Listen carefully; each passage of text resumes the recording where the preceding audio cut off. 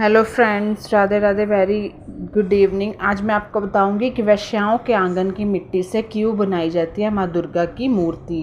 क्या कल नवरात्रे हैं तो सबको हैप्पी नवरात्रे। उत्तर भारत और उत्तर पूर्व से लेकर देश भर में नवरात्रे मनते हैं और इसमें माँ दुर्गा की पूजा होती है। माँ दुर्गा के 9 रूपों की पूजा होती है, कलश स्थापना जो वगैरह। और इस पर्व को दुर्गा उत्सव या हम दुर्गा पूजा कहते हैं। तो कल 15 अक्टूबर 2023 से शुरू होंगे और आप बाकी आप हिसाब लगा लीजिए, 9 दिन चलेंगे, 24 को ख़त्म होंगे। और दुर्गा पूजा शुरू होने के कई महीने पहले ही मूर्ति का निर्माण कार्य शुरू हो जाता है। देश भर में कई पूजा पंडाल बनाए जाते हैं जहां माँ दुर्गा की भव्य मूर्ति स्थापित की जाती है, बनाई जाती है। लेकिन आपको जानकर हैरानी होगी कि माँ दुर्गा की जो प्रतिमा है, मूर्ति का जो निर्माण होता है, वो वैश्यों की आंगन की मिट्टी का इस्तेमाल किया जाता है।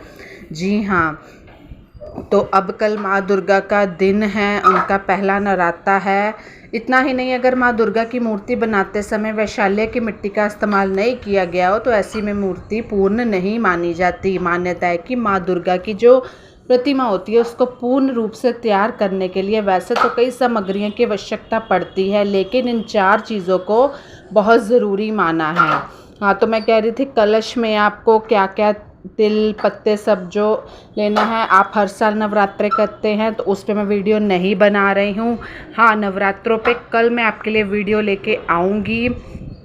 आज मैं बस शुरुआत ही कर रही हूँ। लेकिन इन 4 चीज़ें कौन सी हैं, अभी हम वीडियो कंटिन्यू कर रहे हैं। 4 चीज़ों को कहते माता की मूर्ति बनाते समय जरूरी माना जाता है गंगा की मिट्टी, गौमूत्र, गोबर और वैशाल्य की मिट्टी। इन चारों को बहुत ज़रूरी माना जाता है माता की मूर्ति बनाते समय। लेकिन सवाल यह है कि मूर्ति बनाने के लिए वैश्याओं के आंगन की मिट्टी का इस्तेमाल क्यों किया जाता है।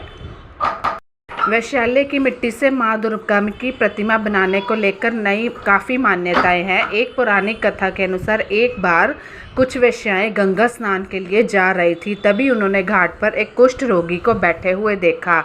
वह रोगी लोगों से गंगा स्नान करवाने के लिए कह रहा था।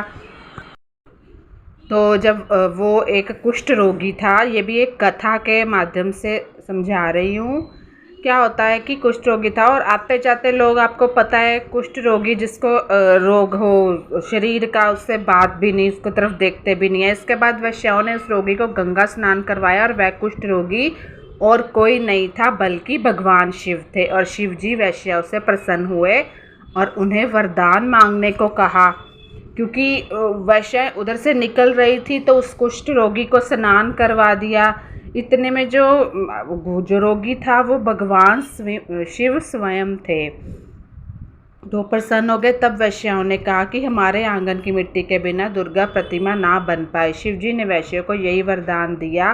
तब से लेकर अब तक यह परंपरा चली आ रही है कि जब भी दुर्गा माता की मूर्ति बनती है उसमें वैशाल्य की मिट्टी डाली जाती है। वैशाल्य के आंगन से माँ दुर्गा की मूर्ति बनाए जाने को लेकर अन्य मान्यता है कि सबसे पहले मंदिर के पुजारी वैशाल्य के बाहर जाकर वैश्याओं के आंगन से मिट्टी लाते थे और उसके बाद मंदिर के लिए मूर्ति जो थी बनाई जाती थी।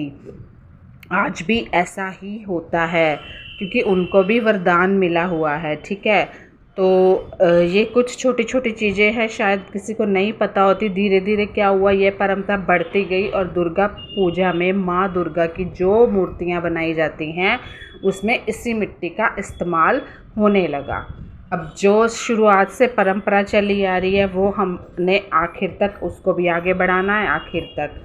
और एक अन्य मान्यता है कि जब कोई व्यक्ति वैशाल्य जाता है वह अपने पुण्य कर्म और पवित्रता को उसके द्वार पर ही छोड़कर भीतर जाता है। इसके लिए उसके आंगन की मिट्टी को पवित्र माना जाता है। यही कारण है कि माँ दुर्गा की मूर्ति बनाने के लिए वैश्याओं के आंगन की मिट्टी लाई जाती है। तो धन्यवाद, bye bye and subscribe my channel. Take care, happy Navratri.